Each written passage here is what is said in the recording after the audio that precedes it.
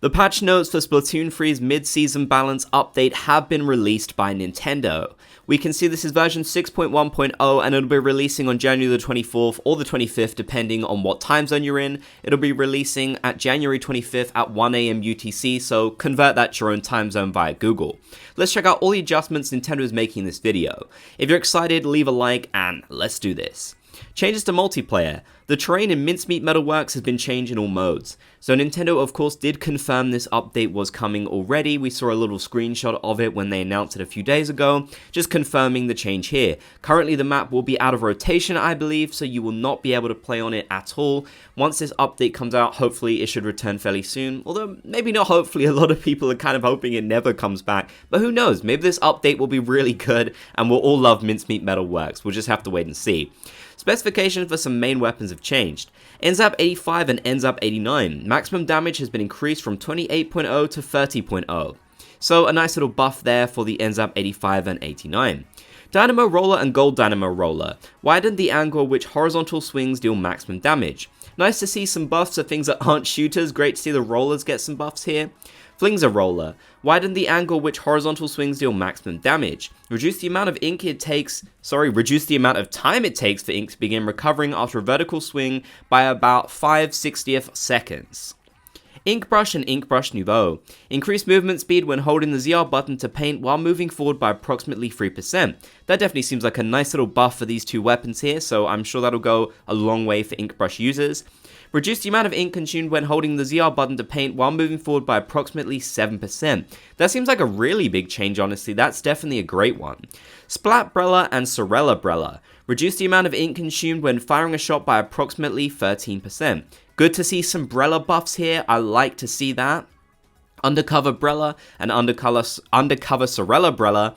When the player holds the ZR button to fire, they will now be able to jump higher than before. More buffs for Brellas. It's great to see here so far quite a lot of buffs for things that aren't shooters. People tend to complain that these mid-season balance update patches always just have buffs for shooters, so we do have a nice sort of variety here of other weapons that people have been asking for buffs on, which I think is great to see. Squeezer and the Foil Squeezer. Reduce the amount of ink consumed by the first shot fired after pressing the ZR button by approximately 9%. Slightly decrease the number of spray droplets created by shots fired when holding the ZR button. Ballpoint Splatling and Ballpoint Splatling Nouveau. Slightly increase the scatter of shots fired on land at the longer flight range. Splatana Stamper, Neo Splatana Stamper. Reduce the width of spray droplets created by charge slashes by approximately 10%. So quite a nice amount of buffs in here, definitely. More than I was personally expecting. I didn't really know what to expect from Nintendo coming into this, but I feel like there's definitely a good range of weapons here that have gotten some great improvements. So that's amazing to see. I'm not sure if it'll be quite enough for people, but for me personally, I feel like this is a great step in the right direction, and it seems a lot better than the last mid-season balance patch in my opinion. Now, let's move on. Specifications for some special weapons have changed. Wavebreaker. When placed, enemies around it will be marked for a short period of time. This one's really interesting. I kind of like the sound of that. Inkstorm. Damage taken while within the area of effect of the opposing team's Inkstorm will recover more quickly, even when not submerged in ink. Some people were expecting some nerfs for the new special, Splashdown. Personally, I didn't think it needed any. However, it seems like there's a bit of a divide in the community where perhaps players who are a bit more casual with the game really do not like the special, and those who tend to be a bit more competitive really think the special is weak and is nothing at all. I stand somewhere in the middle. I think it's just a pretty decent, fun special to use. I think it can be good. I can see instances where it's bad. I personally did not think it needed any adjustments at all. I think it's fine the way it is. Some people disagree with me on that. That's completely fine. We of course all have our own opinions about these specials and weapons, but for me, I'm happy for Splashdown to just remain how it is.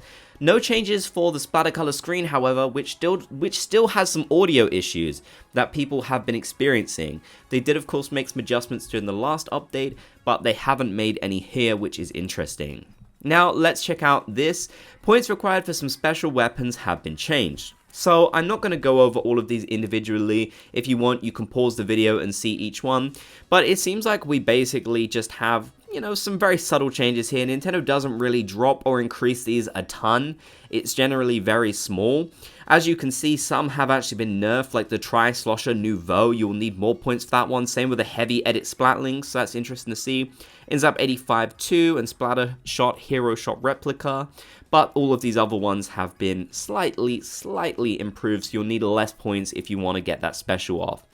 This update focuses on making tweaks to multiplayer. For main weapons, we made adjustments with the intention of making it easier to handle and utilize the strength of some weapons, as well as adjusting the performance of some weapons that can hold the line in battle from a distance. For some special weapons, we made changes how to create new ways to use them, expanding the range of gameplay. We plan on releasing the next update at the end of the current season. It'll focus primarily on balance adjustments and adding features for the new season starting in March. So next update, of course, will be the fresh season 2024, which I am very excited about. Hopefully we do get some side order news soon. Overall, in my opinion, this is a pretty decent mid-season balance update. There's not a ton to talk about here, honestly. I'm glad they did decide to make the changes to Mincemeat Metalworks. I hope that does make it more enjoyable.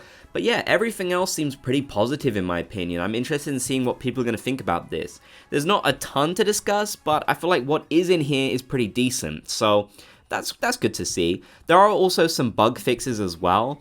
Fix an issue while charging a fizzy bomb that sometimes indicated the number of charge explosions had increased by approximately 1/60 seconds faster than when they had actually increased. Fix an issue that sometimes caused the jumping animation to be omitted when the player activated the Kraken Royale while swimming in ink on a wall. Fix an issue that sometimes caused the Rainmaker to become embedded in the wall if a player carrying the Rainmaker was splatted while submerged in ink on a wall.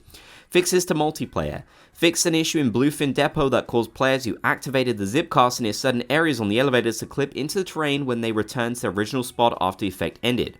Fix an issue in Bluefin Depot that caused Tenta Missiles and Inkstorm to get cut off by things like the elevators or the metal bridge. Fix an issue in Bluefin Depot in Turf War and Rainmaker modes that allowed players to unintentionally reach higher terrain by using triple splashdown in certain areas. Fix an issue in Bluefin Depot in all modes except Tower Control that allowed players to unintentionally land on certain terrain. Fix an issue in Bluefin Depot in Tower Control mode that allowed players to get inside certain terrain. Fix an issue in Bluefin Depot in Tower Control mode that prevented certain walls near the center of the stage from being inked correctly. Fix an issue in Bluefin Depot in Rainmaker mode where certain modes would not allow players to swim, even if those areas appeared to be inked, so mostly just changes to Bluefin Depot there. Fixes to Salmon Run. Fix an issue when replaying job scenarios recorded in past versions where a different King Salmonid would sometimes appear than the King Salmonid that appeared originally. Fix an issue that sometimes prevented players from being able to spot boss Salmonids with a charge swipe using a Grizzco Splatana if another player from their work crew had a Splatana Stamper or Splatana Wiper. Fix an issue in spawning grounds that caused slowdown when players were on top of certain terrain. And finally, other fixes. Fix an issue on the locker editing screen that sometimes caused the name of a selected weapon not to display correctly when the icons were arranged in a certain order. So yeah, that is everything you need to know about the mid-season balance patch. Let me know what your thoughts are in the comment section down below. What are some of your favorite adjustments and changes here? I'd love to hear. If you made it to the end, then be sure to comment Splat Gang so I know you did. If you enjoyed, be sure to leave a like, and if you haven't already, consider subscribing and turning on notifications for more Splatoon videos and content.